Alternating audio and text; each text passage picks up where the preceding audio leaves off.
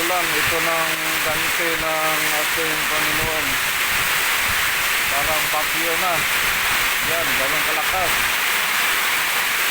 Yan, ganun na dito sa loob ng bahay. Yan, no?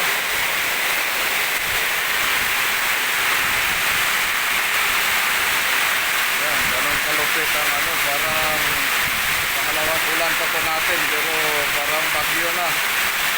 Kaya delikado ngayong taon na to, parang marami naman bagyo ang darating nito. Yan, mag-ingat po yung nasa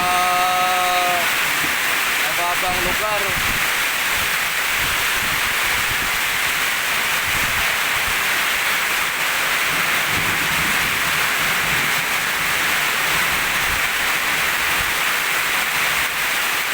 Yan. Ganito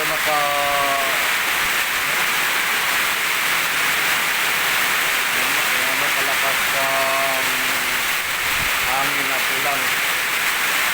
Yan.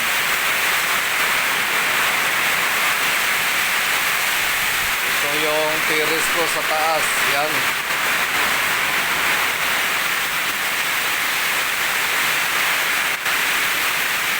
Ganun kalupit ang ulan.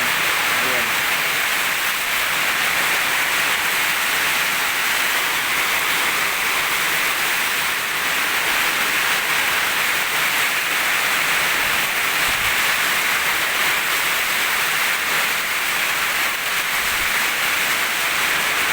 Na swimming pool na ang terrace ko.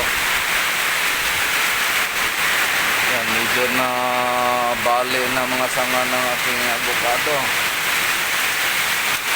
Thank you.